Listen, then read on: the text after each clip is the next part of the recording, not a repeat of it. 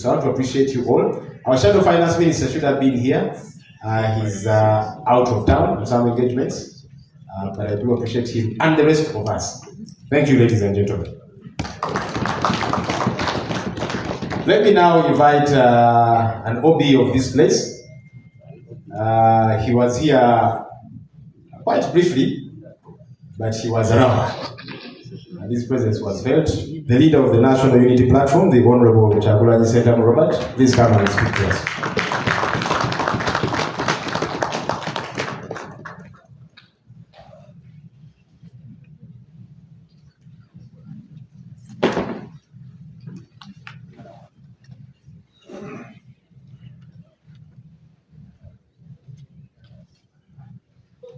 Thank you very much. Our able leader of parliamentary front, my leader of opposition when I was here, Right Honorable Winnie Kiza, distinguished guests, honorable members, ladies and gentlemen, a very good afternoon to you. I want to salute our parliamentary team for work very well done. I was listening both with gladness but also with anger as the leader of opposition was speaking to us. I've had the opportunity to quickly go through the write-ups of the alternative budget, and I was in real sense comparing the ideal and the real. That is definitely ideal. And if we do things that way, we can be able to revolutionize every sector in our country. But unfortunately, we have the real to grapple with. We have the reality to deal with here. Nothing encourages like the theme of today, combating corruption, a sure way of effective service delivery. Yes, combating that corruption. And I'll quote one eminent leader that we have in this country, Mzee Mayengo Israel. He was speaking a few weeks ago. He said, and I agree with him, that back in the day, President Obote noted that the problem of Uganda and Africa generally is reduced into three things. That is poverty, that is ignorance, and disease. And he was spot on. Today, Mzee Mayengo reduced the problem in Uganda. It is no longer poverty, ignorance, and disease, but it is centrally corruption. Because corruption is the center of all this. I want to salute our parliamentary front for the continued fight. And ladies and gentlemen, indeed, there's no better place to talk about corruption than here, the Parliament of Uganda, which has distinguished itself in recent days as the high temple of corruption. I hate to use those words, but if we are to deal with the problem, then understanding it and addressing it in reality is a first step. This parliament has had the most outrageous scandals recently. In recent times, we've seen the Speaker of Parliament with impunity siphoning taxpayers' money. In recent days, we have seen this parliament doing unprecedented things. We've seen in this parliament the Speaker of Parliament and government ministers sharing iron sheets meant for the poorest of the poor in Uganda. It is in this parliament that we've seen the leader of opposition rewarded before he works. It was in this parliament where we saw that so-called service award. And it is this parliament that provoked the conscience of even our young people. We all remember the young people of this nation getting up and deciding to have a march to parliament. Many of them were arrested, as you read in the newspapers, tortured, and even sodomized for daring to counter corruption.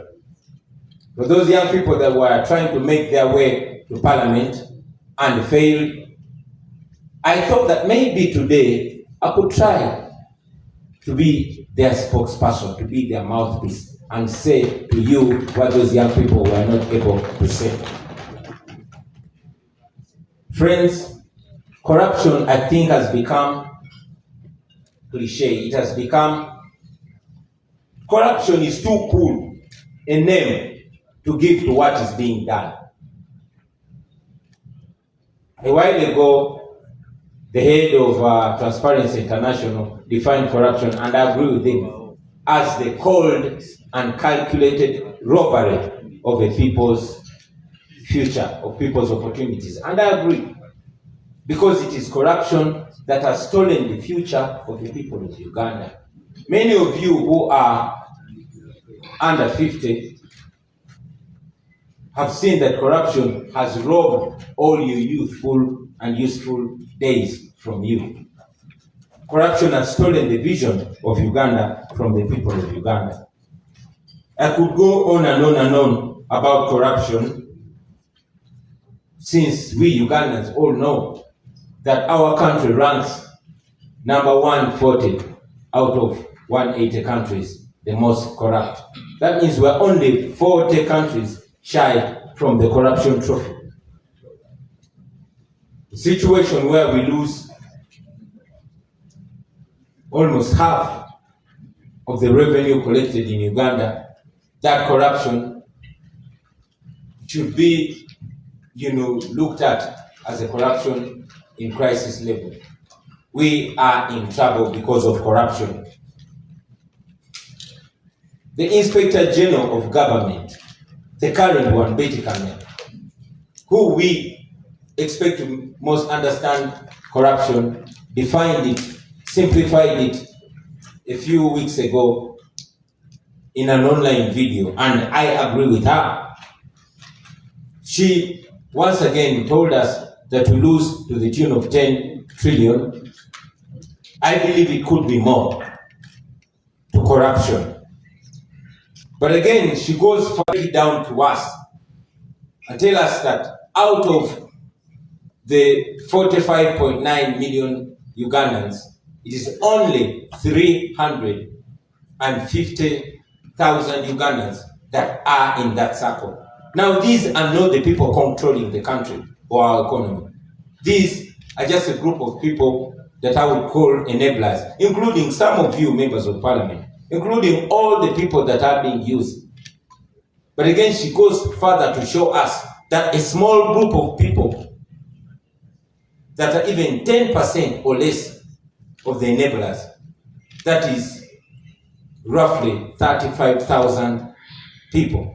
This is a small group of people that is milking the entire country, and we all know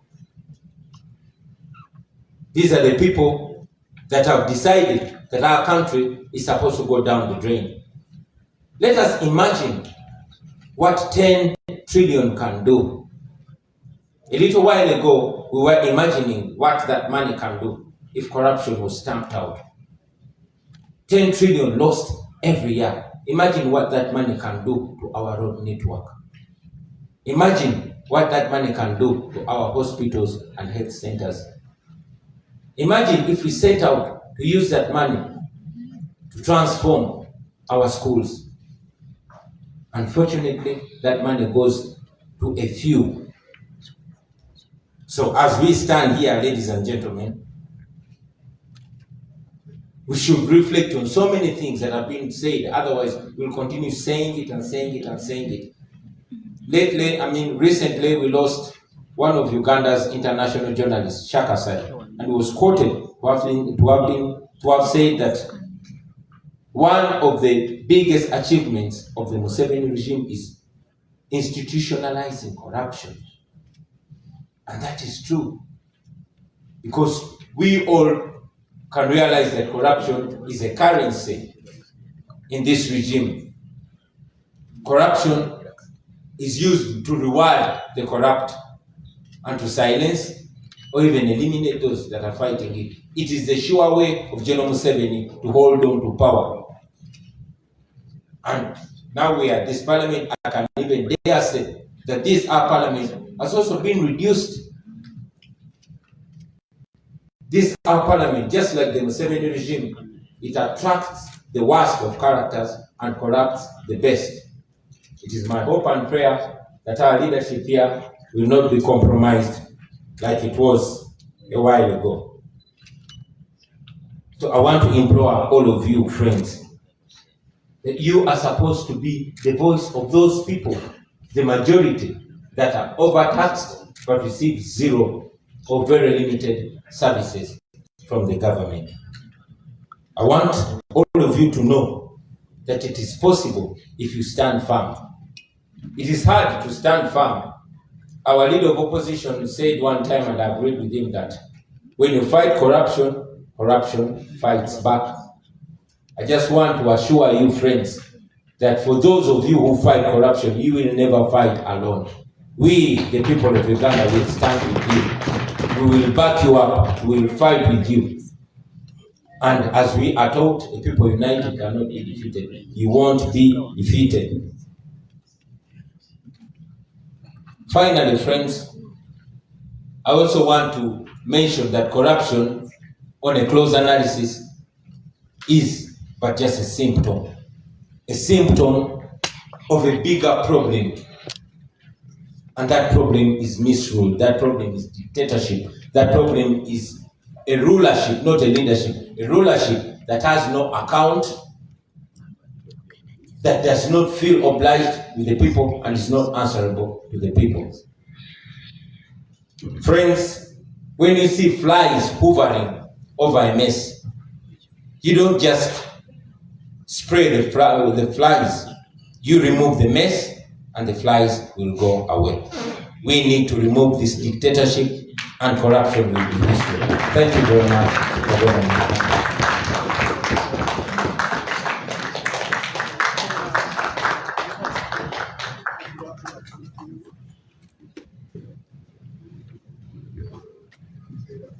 Well, thank you so much, Mr. President, for your very elaborate speech. It has spoken so well to our budget, which is people-centered. Ours is actually people-centered because if the government prioritizes a few, we are saying we should prioritize our people that we lead. When the leader of opposition talked about the country not being serious, or our government not being serious, I remember in Kalangala we got a cyclone wind, and most of our houses were displaced. People were displaced, people died, property was destroyed. We managed to get the Minister of Disaster Preparedness to get to Kalangala. But she was not prepared herself. The ministry was not prepared. They had nothing in stock for the people of Kalangala. So one wonders how serious this government is. So I was also wondering, because we are not serious at all. If we are ready, we as the opposition, I think we should take over government, because I think we're serious, because we have able leaders. Thank you so much, Mr. President, for your speech, and we're very much gratified. Honorable members and colleagues and invited guests, allow me also to recognize the presence of the President of UPC, Honorable Jimmy Akena, who just joined us. Thank you so much for coming. And Mr. Lwanga Christopher, the General Secretary Representative for the UPC. Thank you so much for coming. There's some shadow ministers that I did not mention. Some also just joined us. There's Honorable Jonathan Adur, Justice and Constitutional Affairs is around. Honorable Chiaga Hillary, Arts and Culture. Honorable Mwada Kunyinji, Foreign Affairs. Honorable Timothy Batua, Health. Honorable Anna Deke Baju, Public Service. And you have Honorable Mayanja, Vice Chairperson Kosasi. Thank you so much for joining us. And those leaders who have just joined us, thank you so much also for coming. We very much appreciate you. Allow me at this juncture to invite the one and only. This lady is one of our mentors. I have looked up to her, and other women, of course, but she's a recent one. She's one of those people we look up to in politics, especially with the women. She's my sister because they say we look alike. When she comes here, you will notice. Allow me invite the former leader of opposition, the Honorable Winnie Kiza, and I think we should give her a round of applause because she was such a very powerful and still a very powerful woman of this our generation. I thank you.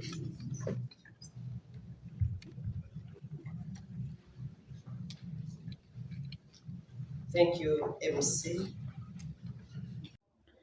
Yes, olunaku olwaleero pulezidenti waffe omulungi nga bw'obiraba akyaddeko mu paalamenti era nga munnange nga w'omanyi ayaniriziddwa omukulu leader of opposition mu paalamenti era nga ye spokesperson w'ekibiina kya NUP omukulu Honorable Joel Ssenyonyi era nga wabaddeyo presentations ez'enjawulo era mu kwogera kwe afuna akacyansi oba afunye omukisa naye n'ayogerako eri eggwanga era nga mu bigambo byagambye nti munnyange ekintu ekisinze okuluma bannayuganda nti wandigambye nti oba bwavu oba ki nti naye ekisingidde ddala okuba nga kinyigiriza omunnayuganda kyekintu kye bayita corruption nti corruption alidde Uganda n'agimalawo era nga kyayogerako kituufu buli sekita mwogenda buli sekita mwolaga kwegamba corruption yabuutikira buli kimu